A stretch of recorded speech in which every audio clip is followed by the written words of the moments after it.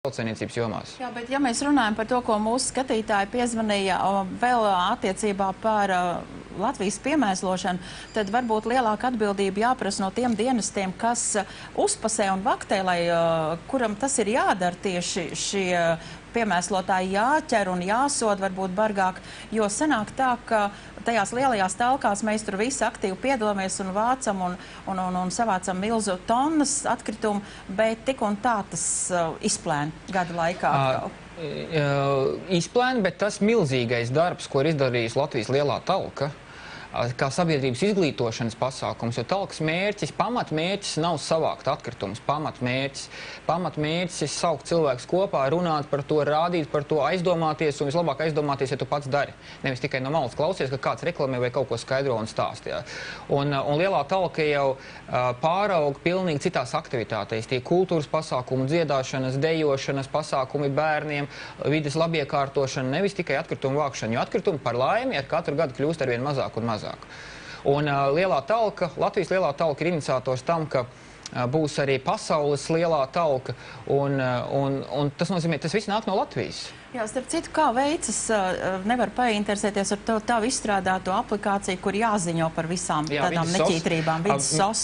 Mēs viņu lēnā garā attīstām. Mums vēl šonadēļ bija diskusijas ar valsts vides dienestu, kurš ir šīs informācijas apstrādātājs, saņēmējs un par daudziem uzlabojumiem. Tas nākamais, pie kā mēs strādājam, ir tas, ka tu atverot aplikāciju, varēs paskatīties, kur ir tavi ziņojumi visi bijuši, tava vēsture, tur redzēs, kur ir tuvākā vieta, piesārņotā, un, piemēram, kāpēc mēs darba kolektīvs vakarā nevarētu uztaisīt talku, paskatoties, nē, tur ir būvgrūži, nu tos mēs nevaram pacelt, ja?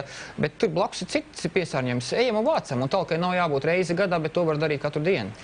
Vai šobrīd kaut kur bija tāda informācija, es atceros vairs neprecīzi, kur, ka iespējams, ka tiks rosināta arī, teiksim, tā kā atsevišķas vides ministrijas izveidošana vai atsevišķas vides pārzinātājs pie reģionālās un vides attīstības ministrijas?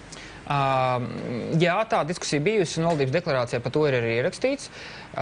Rīcības plānā jāskatās, vai tas vēl ir palicis, bet līdz šim vēl bija. Šobrīd tas ir stāsts par diskusiju, par liederības izvērtēšanu, tas ir jādara vai tas nav jādara. Tā diskusija nevajadzētu būt uzreiz tādai jāatdalam. Nē, tam jābūt argumentētam, jā vai nē. Jo šobrīd ir tā, ka ir plusi, ir mīnus. No vienas puses daudzi sevišķi uzņēmēji uzskata vidi kā bremzējošu faktoru attīstībai. Tāpat laikā aktīva uzņēmēja darbība, mēs esam daudz kur saskārušies, ka ir absolūti vidi degradējoši, kur vairs nekas nenotiek blakām. Ja? Un veidojas piesārņojumi, cilvēki mulk no tām vietām, no kaut vai pastamies Rīgas centru, ja? Kā cilvēki mulk no centra dēļ gaisa piesārņojumi.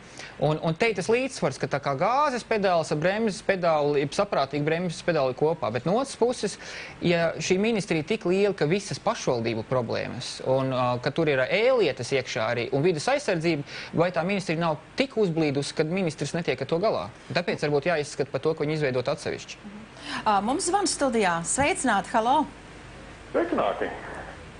Man tāds jautājums, un arī piereiz tā kā vienlaicīgi novērojums par lielo talku katru gadu, kas notiek. Kā talkās piedalās parasti tie, kur ikdienā nemēslo. Bet tie, kas mēslo ikdienā, tie nepiedalās nemaz. Tas ir tas novērojums. Jo pats ikdienā nemēsloju, un es arī uzskatu, ka nav jāpiedalās man. Vairāk vajadzētu sapurināt tos, kas ikdienā mēslo. Un nākamais ir tas, kas atkal pēc talkas dienām novērot, ka tie atkritumi aiz, kur viss sakrāmēts ir visi tie atkritumi, ja? Tur reklamē, ka jāzvan uz numuriņiem, savāc, bet viņi vēl vismaz kādus mēnešus pārus stāv ceļa malās, kā cišķes, kā suns, izgrauž caurumus, un atkal visi vējā, visi darbi. Kā tas norit? Jā. Paldies. Paldies. Šeit ir skaidrojums. Es pats organizēju vairākas talkas. Es esmu Latvijas lielās talkas darba grupā atbildīgs par ūdeņu kopšanām, ūdens tilpņu kopšanām, un tā ir viena sadaļa, un otrs ir, es katru gadu organizēju arī ar saviem kaimiņiem, kolēģiem kopā Mārupītes talku, kurā, ja pirmajos gados piedalījās ap 150-200 cilvēkiem, tad tagad jau 500. Tas nozīmē, ka cilvēki nāk klāt, un nav tā, ka būtu vieni tie paši cilvēki, tās pašas sejas. Par maisiem ir tā, ka ir instrukcija, kādā veidā talka talkas organizatoram lielajā talkā ir jārīkojas un jāziņo pa maisiem. Un ir tā, ka citi vienkārši paņem maisus, aizbrauc kaut kur salas un kaut kur atstāja, bet neviens par to nezina. Un tas ir ārpus šīs instrukcijas, ja, un līdzīgi kā citas kļūdas, kas notiek, ka tiek pārkāptas instrukcijas.